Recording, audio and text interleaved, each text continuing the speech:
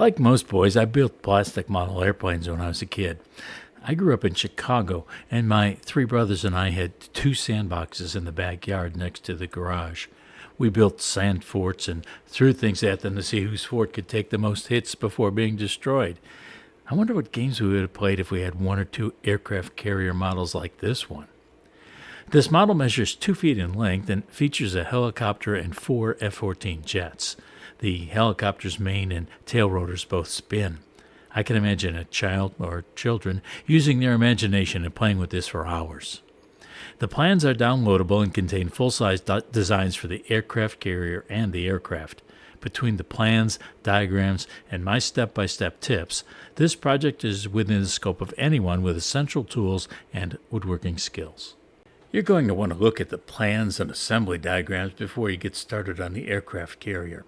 The construction is straightforward, but you need to understand how the hull is constructed before you start cutting. The hull has left and right sides that are mirror images of each other. There's an angle cut at the front, and there are 2 rectangular cutouts with rounded bottom corners on each end. Because these parts are long, the pattern for each side takes 2 sheets of paper. There are plenty of markings to enable you to align everything up correctly. The sides are made from 6/4 inch-and-a-half thick poplar, and I'm using a number 12 Pegasus modified geometry blade for the cuts. The cuts are not complicated. They just take a few minutes because of the material's thickness. It took me about 7 minutes to cut one side, so I sped up the video to keep things interesting. The next step after cutting the sides was to prepare the front, the bow of the ship in nautical parlance.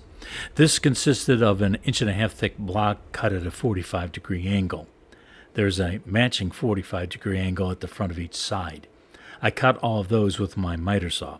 There's also a tiny angled cut at the bottom of each block, which matches the angle at the bottom front of each side. Rather than fool with trying to match that angle on the miter saw, I cut it on the scroll saw. The next step is to glue these 2 blocks to the left and right sides of the hull. After those glue-ups have dried, I'll glue the sides together at the front with these 2 blocks, and I'll glue this rectangular block onto the back. When you have parts that are mirror images of each other, it's always wise to set them out on the workbench exactly the way they'll be glued together. I used a glue bottle with a medium-sized tip to spread glue on the side piece and an acid brush to spread it around evenly. Then I used the same procedure to prepare the block I attached to the left side. I repeated the procedure on the right side. I use white glue on most projects. It provides ample working time before it starts to set up, but it dries in a reasonable time to permit moving on to other parts of the project before too long. The white glue dries clear, enabling me to paint over it on projects like this one. The glue has had time to set up, so I can move on to the next step. I applied glue to both blocks at the ship's bow and spread it evenly with the acid brush. Then I flipped the 2 sides of the hull up on end and pressed the 2 blocks together. The first clamp I grabbed wouldn't spread wide enough, so I grabbed a longer one, placed it across the front, and turned until it was tight.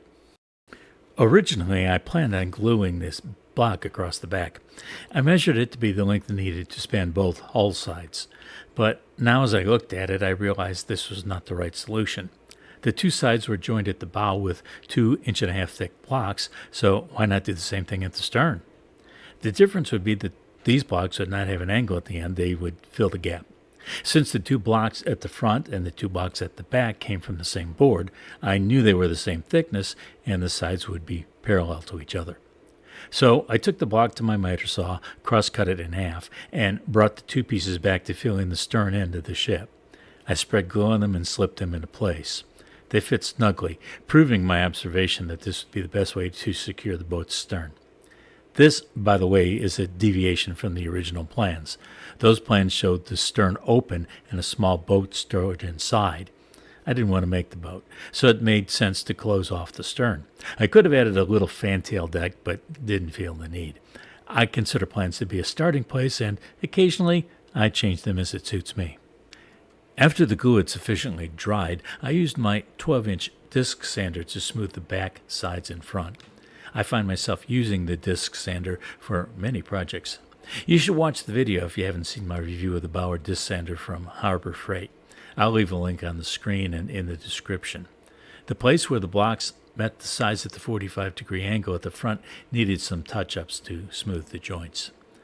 The hull needs a bottom, and I cut a piece of half-inch thick poplar to fit. After I glue it in place, I'll use the disc sander to make the angle on the bottom front edge to match the bows. That 90-degree angle looks wrong. I made the bottom as a rectangle, but I believe the plan showed an angled front. Once again, I made some changes to the plans to simplify construction. Who's going to pay attention to the hull's bottom anyway? I didn't have any half-inch poplar wide enough for the aircraft carrier's flight deck, so I'll glue 2 sheets together to create a board that's wide enough. I've never had a joiner in my shop before, and a few weeks ago I purchased this Bauer benchtop joiner at Harbor Freight. I wanted a joiner for a long time, and this one was only $300, so I couldn't resist buying it. I didn't realize until I got it home and unboxed it that it has what they're calling a segmented cutter head, which seems to me is the same thing as helical cutting heads. They even provide some extra cutters. I was anxious to put the jointer to use, and I have buku projects underway, but the machine just sat there for 3 weeks. There's a bit of assembly required, and the instructions are absolutely horrible. There are only 2 or 3 black and white photos, and they're not very clear. I got frustrated with trying to put the thing together, and I may have even muttered some naughty words, so it sat there while I tried to find the time to finish assembly. I gave it one more try this afternoon, and after first putting the fence on incorrectly, I finally finished the process. I plan on doing a separate video to review the jointer. I'm unsure exactly where I'll put this in the shop. I'll add a shop vac for the sawdust collection. I already have one on hand, but I just let the sawdust fly for the few passes I had to make to prepare these 2 boards. The floor needed sweeping anyway. You can see that the carrier deck is huge. It required 6 pieces of paper to print it out. If you've never worked with a pattern this large before, don't worry. The instructions and the plans explain how to put the sheets together. They're clearly marked, and everything comes together when you use the arrows to align the pages. I'll paint this so the grain pattern doesn't matter, and I tried laying out the pattern toward one side of the board. I liked it better centered, with the center line of the deck over the center line of the panel, so that's how I'll attach the pattern after the glue up. I started with 2 pipe clamps on top of my workbench, adjusted to be slightly wider than the panel. Next, I used a glue bottle to apply a bead of glue onto the edge of each board. I used my fingertip to spread the glue evenly on both edges. I aligned the boards and then tightened the pipe clamps, ensuring both pieces were aligned on both ends and in the middle. The next step was to add 2 long F-clamps. I don't do a lot of panel glue-ups, so I don't have any bar clamps, but now that I have a joiner, I may want to add some to my wish list. I have a birthday coming up in a few weeks. Maybe I'll buy some for myself if I get into cash gifts. If you've watched many of my videos, you know that my favorite method of attaching patterns to wood is with scroll saw tape. However, this panel is enormous, and it would have taken a lot of expensive tape to cover it, so I elected to use spray adhesive for this pattern. I aligned the center of the pattern with the center of the panel. Naturally, I took the panel to my Pegasus scroll saw to cut the pattern, but because of the board's length, cutting it was going to be challenging. I used a dead man switch to turn the saw on and off, but the board's length prevented me from getting close enough to be able to reach the switch with my foot. I thought about temporarily plugging the saw directly into the wall outlet, but decided against that. Making the extended cut would still be challenging because the saw's throat wasn't deep enough. While I gave the matter some more thought, I made a cut from the side to cut a corner from the deck's rear starboard section. That proceeded fine until I turned the corner and the board's far side stopped against the saw's back support. I couldn't go further, so I backed the blade to where I started. I was facing a dilemma. How should I proceed? One solution would be to use the Pegasus scroll saw with a spiral blade, but I have zero experience with this type of blade, and I found it frustrating to work with. Some people swear about how great they are to use, but I more likely swear at them. Another solution would be to use my bandsaw, but that would leave a rough edge and require extensive sanding to clean up. The same would be true if I used a jigsaw, and my skills with that tool are rusty and not that great to begin with. The simplest solution was in my shop, not far to the left of my Pegasus scroll saw. I purchased this PS wood scroll saw at a woodworking show in Chicago several years ago. I still have it even after wearing out several other saws, and I use it frequently. This saw has a deeper throat than the Pegasus scroll saw, plus more depth on the table in front of the blade. I knew it still wouldn't have the depth I needed, but I thought it was worth trying to see if I could get at least most of the deck cut on this saw. Note how far I had to stretch to feed the workpiece into the saw. This saw is plugged directly into a wall outlet, so I didn't have to struggle to reach a dead man switch. The saw has a belt drive rather than a direct drive with speed control like the Pegasus saw. There are 3 or 4 speeds available when moving the belt to different pulleys, but I found the speed that works well for my uses, and I rarely change it. Because it's belt-driven, the saw is noisier and produces a bit of vibration. I was able to cut most of the length of the deck before I hit the back support. When that happened, I backed the blade up in the curve just created, turned the workpiece 90 degrees, and cut to the board's edge. This produced a large waste piece I will set aside for later use on this or another project. I cut in from the edge to remove a corner, then made the cross cut at the deck's stern and curved around to start the rip cut up the other side. I still have my jet scroll saw, although I haven't used it lately, and I had to move that tool a little to provide room to pivot the large board.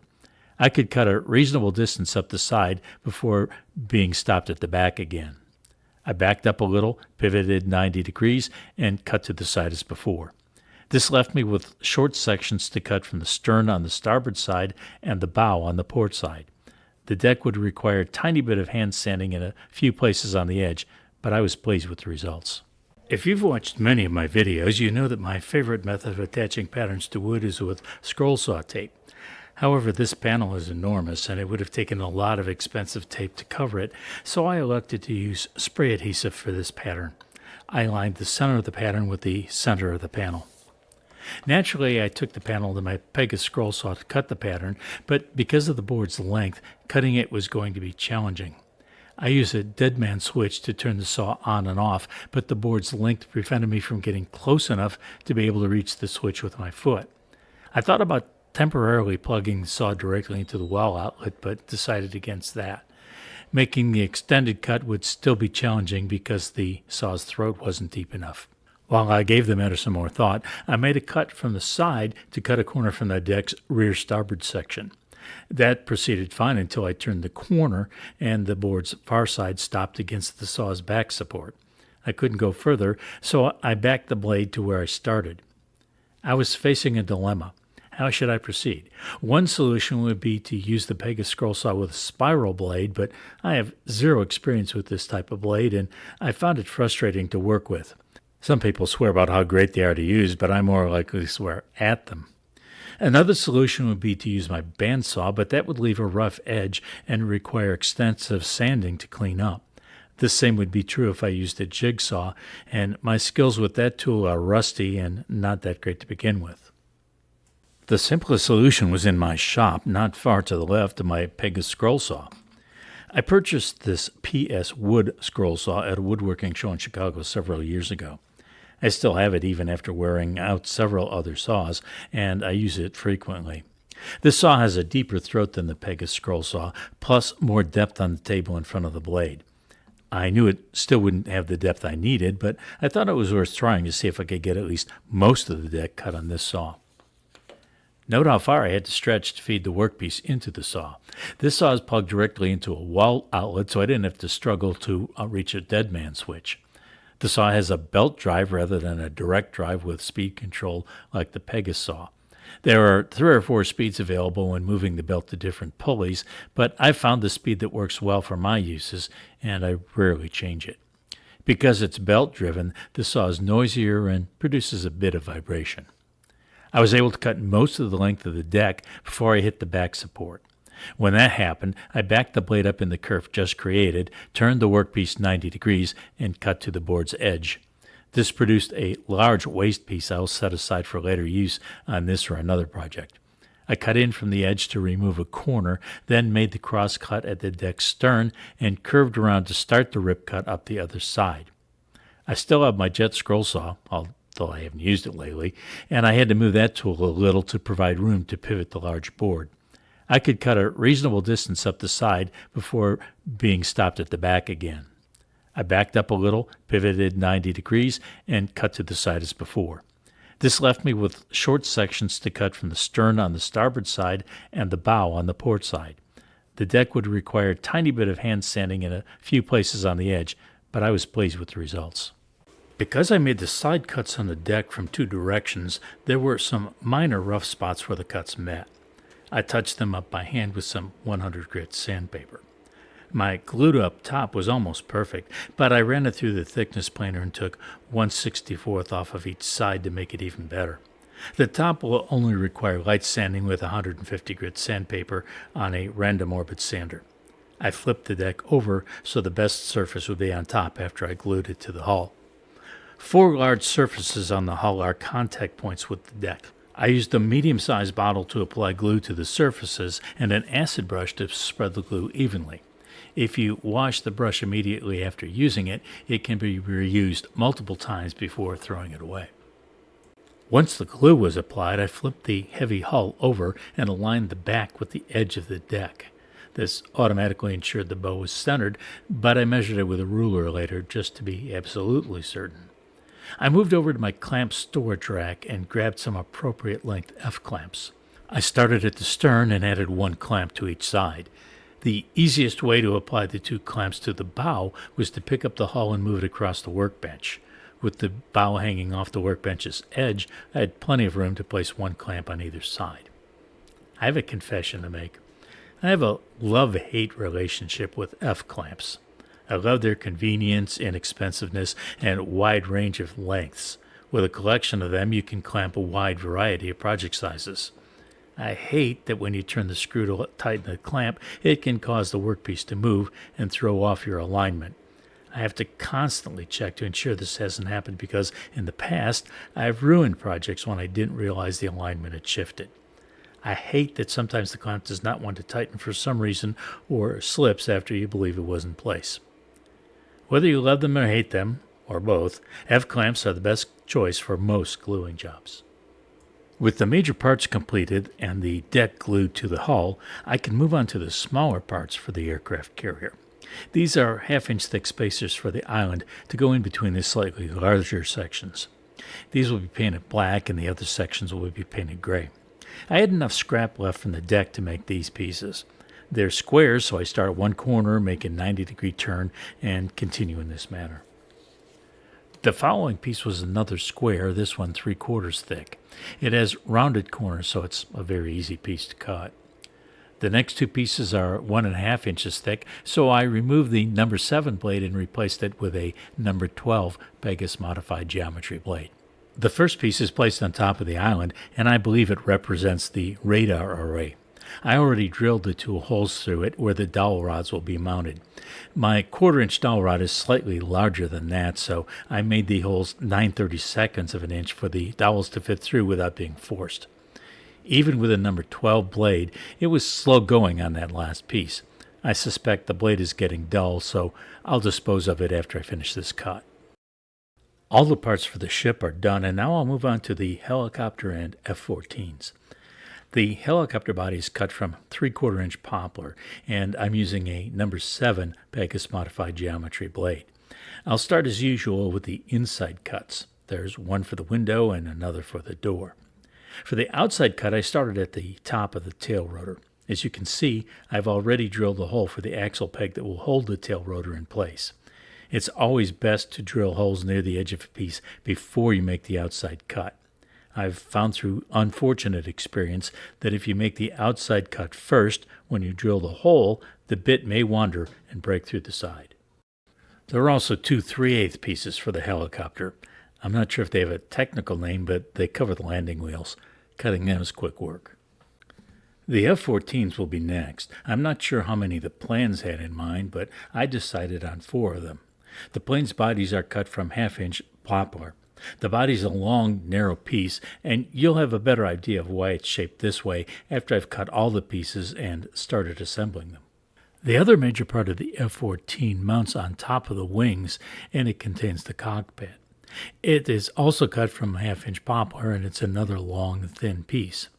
I think the design for these is very clever, and you end up with a realistic-looking model with only a few simple pieces. The last series of parts for the helicopter and F-14s are cut from 1/8 Baltic birch plywood.